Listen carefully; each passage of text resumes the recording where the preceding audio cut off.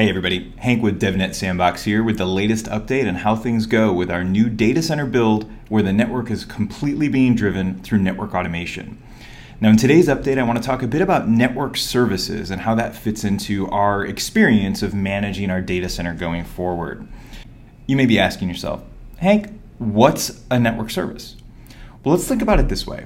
Take our data center. A data center network is made up of many different individual device components. We've got spine switches, we've got access switches, we've got border switches, or maybe access distribution core, depending on how you set up. We've got routers that provide access in and out of the data center. There are security devices, firewalls that provide security as they go through. And then even inside the network extends out into things like the compute environment. Here in our data center, clearly we're going to use Cisco UCS. And so Cisco UCS is a big part of our data center network, as is the hypervisor platform. We use VMware for a lot of our hypervisor work. And so inside of there, the actual network inside of VMware is part of the network as it goes through. Now, traditionally, with network automation, you might manage kind of individual device by device, and you articulate what you're trying to accomplish across all of those pieces. The idea behind network services is rather than tackling your network and automating it kind of device by device, we actually work out, can we talk about what we want to accomplish inside of the network as a whole? So for our example, is we want to be able to enable services like layer 2 connectivity, layer 3 connectivity. We want to make sure that traffic can get into these different network segments through the firewalls as they go through. Every time I add a new network, every time I add a new VLAN or layer 3 segment, I don't want to have to go out and articulate individual changes device by device. The network service is a way of designing your automation to wrap everything up so you're managing the network as a whole.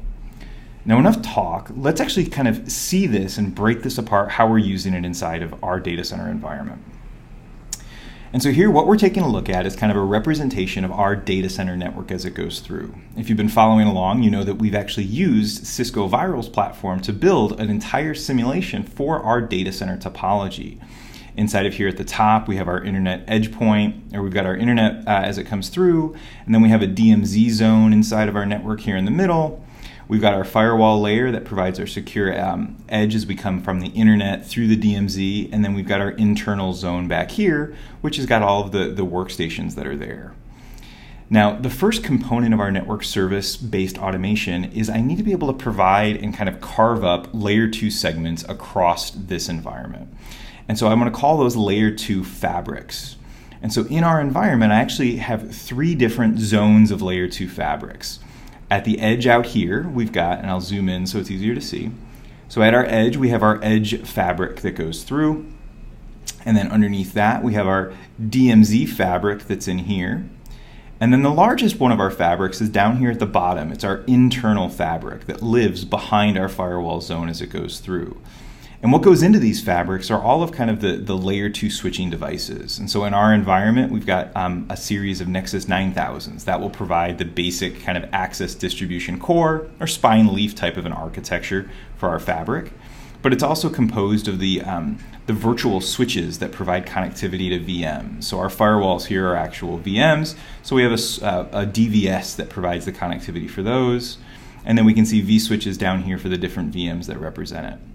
So our first piece that we want to manage is I don't want to have to go through and handcraft kind of the configuration device by device. I want to just consider this an entire fabric as it goes in. Now, what do I layer on top of the fabric? Well, this is where the idea of tenants are going to come through.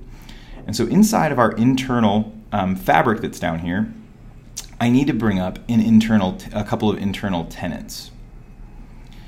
And so what we can see is off of our fabric, I've got our admin tenant that's down here, and we've got a shared services tenant.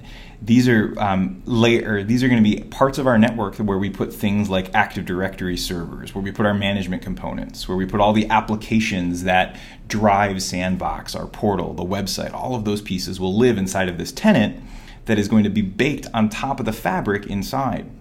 And then you can also see where the tenants get exposed up on the firewalls themselves.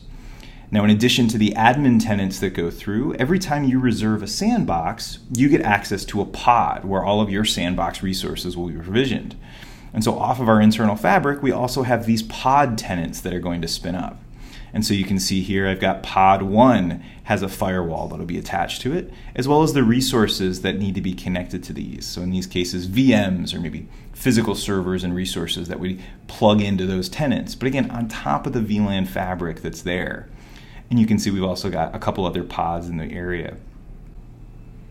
Now, no matter how you're tackling your automation strategies, a big part of your goal is likely to make it a more pleasant experience, to make the user experience of actually configuring, operating, and managing your network easier than it has been in kind of the traditional fashion. And network services are no different. Let's see how network services will make kind of designing this tenant and this layer 2 structure inside of our data center a more enjoyable experience. So we're going to focus on the end state, what is actually delivered when we go down the network services path. Now, in order to build network services, you need some sort of a network automation framework to tackle that. Now, for what the tool that we're using is Cisco NSO, Network Service Orchestrator, and it's designed with network service-based use cases in mind. Now, the concept around managing your network as a service rather than device by device doesn't matter the tool you're using. You can kind of do that whether you're using Ansible or raw Python or anything else that's out there. For our use case, I really like NSO as it goes through. One of the reasons I like NSO is it feels like a network engineer's tool. Sometimes I feel a bit guilty because it doesn't feel like I'm actually doing automation because it so much feels like a network engineer's tool. Let me show you what I mean. And so here I've connected in to my NSO server, and I'm going to enter into config mode. Now remember, our use case here is we want to add a new network into our admin tenant that's there. And so I'm going to go ahead and enter into my VLAN tenant admin. Now the tenant already exists. I'm just going to add a new network segment that's there. The network segment we're going to add is going to be called ESXi management. And I need to provide some details about this new network segment that's there. So we'll say the VLAN ID for this network segment will be 30. It's network, so the prefix is 10.101.60/23. And so that'll set up the actual kind of layer 2, layer 3 pieces for it. But remember, we've got different hosts that we're going to connect. We actually have ESXi servers that need to physically connect into this fabric that's out there. And so the next piece we're going to say is kind of give all of the connection information. So connections, switch pair, leaf 02, that was the pair of switches that these new servers are going to connect to. And so on interface 1/20, this will be, we'll give it a description of ESXi 01, and we'll say that this needs to be a trunk interface, right? So these are we're gonna trunk in the VLANs here for this tenant that goes through.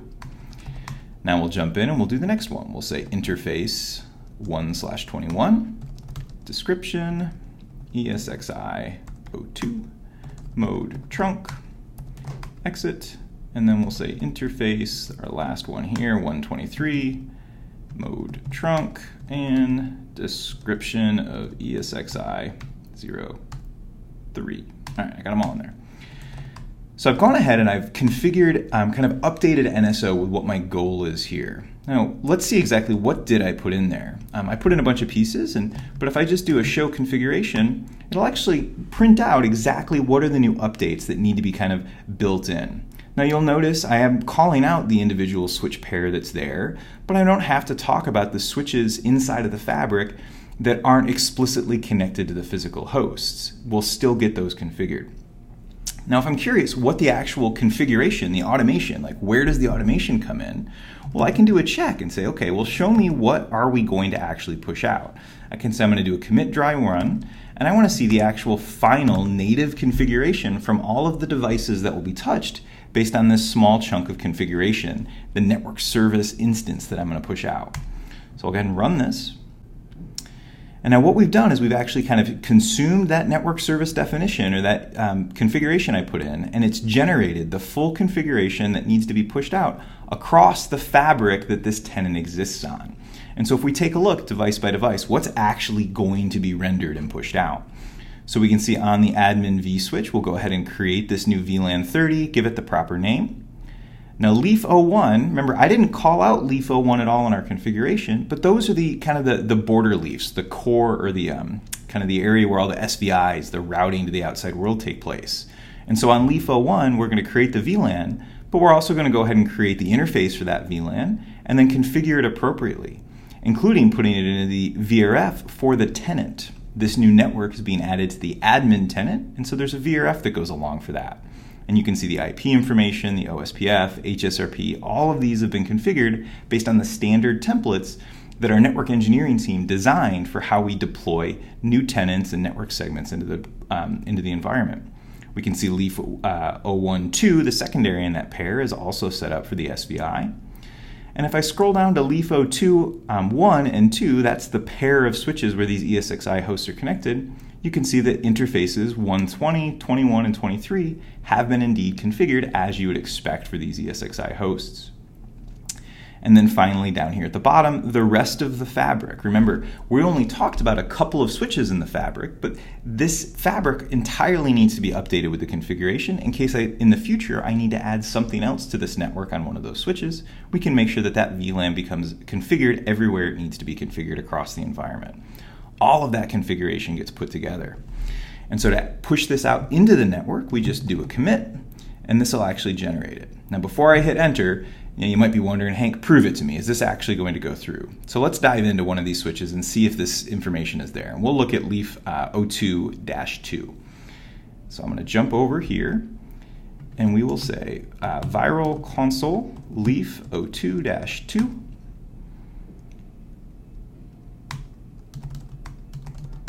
All right, so I'm connected into leaf 0202. And now we'll check on a couple of things. We'll look at those interfaces. So we'll show run interface Ethernet 1/21 through 23. And we'll see that there's no configuration on them currently.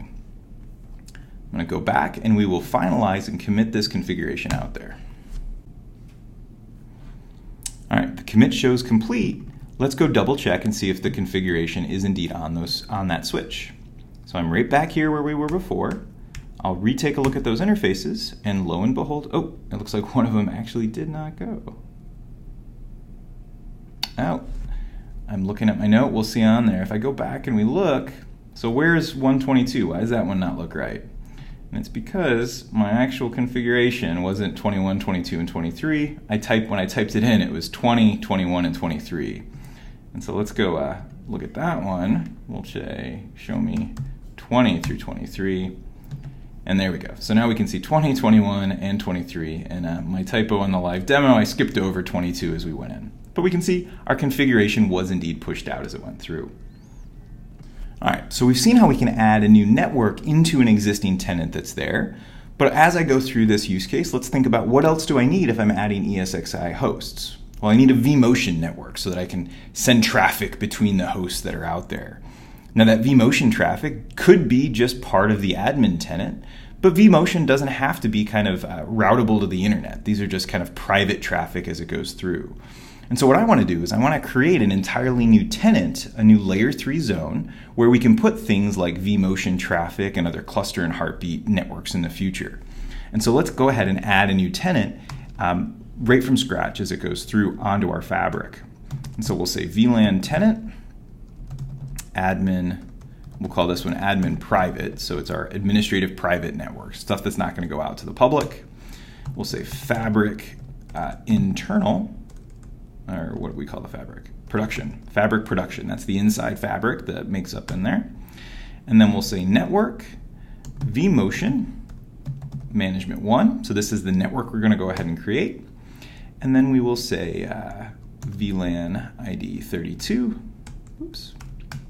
And then we'll say this one's network 10.225.16.128/25. All right, so that'll go ahead and create the piece that's in place. So let's go ahead and push this in and kind of see what actual configuration gets generated. And we'll use that same flow we did before.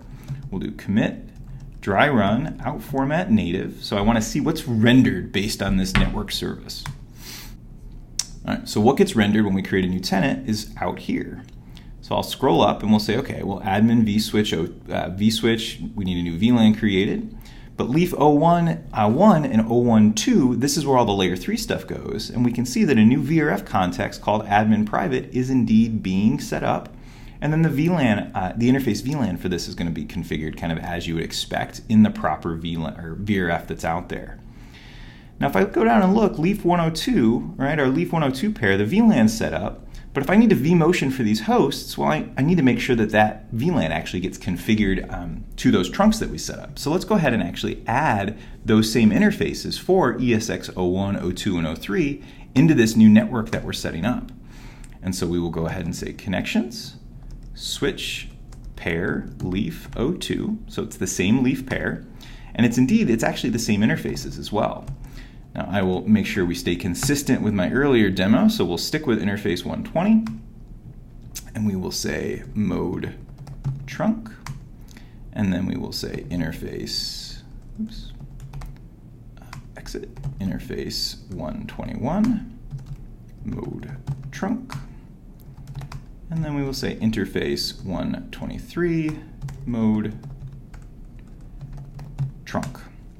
Now let's think a bit. When we add a new network onto a trunk interface, what's the mistake that we often think we go through, right? It's that dreaded add word when we need to add those through.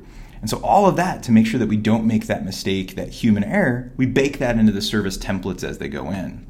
And so now if I go ahead, let's actually see what's the full configuration that we've gone ahead and we've built for this new tenant. And so we'll say show config. So just show me the part that we built. And so this is it. This is what we're going to do to create a brand new tenant as well as a network for vMotion across our environment, tying it into the same interfaces that were there. So that's the only piece I have to configure. But what gets rendered for this, if I do my commit dry run out format native, all right, so what's getting configured? So we saw a lot of this before. The new piece is these interfaces. So here on leaf 02-1, we can see interface Ethernet 120, and we're getting switch port trunk allowed VLAN add. So it's going to add VLAN 32 along with VLAN 30, which was the ESXi management one as it goes through. So I haven't pushed this out. Let's go ahead and see what our status is. So I'm going to jump back into our host over here on leaf 102. We'll look at our interfaces, and indeed this is what we've got. So we'll make sure that we get the new VLAN added. We don't want to see that one taken away. And so we will do our commit. All right, the commit finished, pushing that configuration out to all of the devices in this fabric. And if we go back and we look again, here at leaf 022, we look at those interfaces, and indeed, we do have our additional VLAN. So network automation, there's a lot of things we go after for it. One of them is to make sure that we stick to our templates and we don't make configuration mistakes mistakenly. That's the kind of a big part of that configuration management piece. And we can see how network services, we design that stuff up front and it just gets kind of consumed and deployed out across our entire network. And it makes deploying services and things like VLANs and networks and tenants across our data center and sandbox much easier. Because if I scroll up here to where was that configuration that we just did, so right here, to go ahead and add this bit in, right, just enable a new tenant with one single network that goes through, we can see the hundreds of lines of config that needed to be done. Now before we finish this one up, there's a couple more things I want to dive into, but I can already tell I'm going to have to do more videos on network services to kind of dive into them. So, but there's a couple more I want to do before we kind of call it a day. Now, let's think about, we've seen how we've pushed out configurations and how network services make that easier. What about the reverse, when things go away? There's that dreaded, I have to unprovision some service in my data center across my network. What do we do a lot of the times? Well, we just kind of leave stuff there because it's hard to keep track of what actually was required for that specific service or that short-term network that had to go through. And so we just get a lot of cruft that sticks around, right? Access lists that never get, nothing ever gets removed from an ACL or policy-based routing, or even just interfaces that are out there. Now with the network services, everything is kind of packaged up with that service and remembered. And so I can always go back through and look and see what did it take to deploy that service that was there. And so let's look at something like that new tenant that we just did. So if I do VLAN tenant, admin, private, so that's the tenant, and I want to say, you know what, show me all of the modifications to my entire network that had to be done in order to provision this new tenant that was out there. And so here we go. It shows me exactly what was configured across the environment. I'm just going to scroll here to the top. All right, there we go. And so this breaks down device by device. And so we can see on admin vSwitch, we created the VLAN. On leaf 01, all of the components that were necessary on leaf 01 to configure this. So the new VRF, the interfaces, all of the components in OSPF that needed to be updated. It's all been packaged up and ready to go and keep track on it.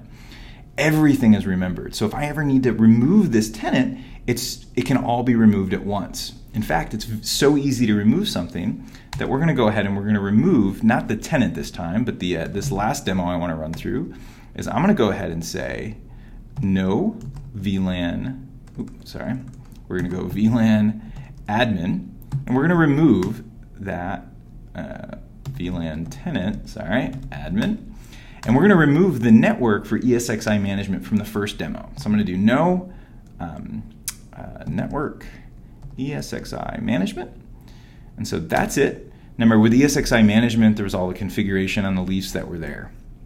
And if I say, okay, well, what is it going to take to remove this? If I do my commit dry run out format native, what is actually going to be pulled off this device just by removing that network? All right, these are the commands that are going to be run across my environment. And so some of the interesting ones here, so leaf 102 or leaf 02-1, we can see it's going to remove the VLAN, and then it's going to go into all of those interfaces where on the ESXi hosts and use the remove keyword to pull that VLAN off it. We can see it on those and go through. So now if I go ahead and we'll say commit this for reals. All right, so our commit went through. So now if I go back and we just check on our status again. So here's that leaf that we've been looking at. Remember, the way it was before is we had our VLANs. We just pulled off ESXi management, which is VLAN 30. So when I look at those interfaces, in fact, VLAN 30 is gone because that was kind of captured. We knew exactly what was there. Now the final thing I want to show as we go through is, okay, Hank, the CLI is great, right? We're all network engineers. We know how much we like the CLI. But network automation, it's about APIs, and you're just showing me a CLI tool. Now this is automation, right? It's network services. We've described what we wanted, all the templates were built, and we'll cover how the templates look in a future video on network services. But what if we wanted to go ahead and actually drive this not through a CLI? We wanted to tie this into some upstream orchestration tool or maybe into a ticketing system so somebody could request a service. One of the nice things that we get out of the Network Service Orchestrator, Cisco NSO, is that we've got the CLI, which is great for us network engineers to work with, kind of on demand and do the configurations. But all of that is actually exposed as an API as well, and a very easy to use one. So let's see what that looks like using Postman, our favorite REST API tool. All right, so I switched over here to Postman, and you can see that I'm looking at my NSO local install, and this is just running right on my laptop, so we can see local host, the default credentials are admin, right? So I'm connected there. And so the first thing we want to do is let's go ahead and look at the VLAN tenant networks that currently exist inside of our admin structure. So the URL for our REST API is RESTconf, right? This is model-driven programmability, so it's RESTconf is the API we're using, data, and then VLAN tenant equals admin, right? That's that admin tenant we've been working on with ESXi management. And we can say, you know what, show me the networks that exist. So a really well-structured REST API call, and we'll do our GET request. Our GET request comes back, and we can see, okay, I've got my admin firewall transit, admin main, admin small. But remember, there's no ESXi management. We just pulled that off. Now, what if I needed to provision this, but I didn't want to do it through the CLI? I wanted to use the API for it. So for that, I'm going to go ahead and grab a put request, right? So these are it's RESTconf, get retrieves information. Put is going to go ahead and add new information into our system. And so our URL is pretty much the same, VLAN tenant equals admin, and then network equals ESXi management. That's the network we want to create. And then the payload in this case is a JSON blob that models out the exact same thing that we saw with the CLI. In fact, it looks exactly like the CLI. What we've done is we've taken that CLI and it's rendered now as a JSON payload. And so we can see name, ESXi management, VLAN ID 30, network, the network prefix is there, and then all the connections for the switches. So in this case, connection, switch pair, leaf 02, and then the interfaces that need to be set up. So that's my payload. I can go ahead and say send this away. All right, we got our 201 created back here. So if I go back to our GET request, we rerun this one, let's see if the network is there. And in fact, indeed it is here at the bottom. And just to show again, it's in the real network, let's go check our actual console on that device, leaf 02. All right, I'm back over here on leaf 02. Remember the last time we were here, VLAN 30 was gone. I go ahead and look at it again, and lo and behold, VLAN 30 is now back once more. Now to work out the entire workflow here, remember with Postman and REST APIs, I could delete it if I wanted to. So I could run a delete request to that same URL for network ESXi management, and that would go ahead and pull that off as well. All right, I've gone probably as long as I want to go in the first part for this video. But what we focused in on in today's video really was the experience that network services offer network engineers to actually deliver and kind of configure and operate the configuration across the network. We even tacked in how with that network service we can expose it through REST APIs for other systems. In part 2, we're going to jump in and we're kind of extend and look under the hood at what it takes to build a network service that looks like this. You get a chance to see some of the Python code that actually generates the template or the final configurations that go through, and see the templates, and we'll talk a bit about how those templates were created as I went in, and maybe some more, who knows. All right, hopefully you enjoyed this video on network service introduction, and these are actually the real services that we're going to use to drive the automation across the DevNet Sandbox network. These are legitimate services and automation that we're going to use in production to deliver all of those sandboxes for you. So you're getting a peek behind the hood with us. All right, I'll see you next time. Thanks.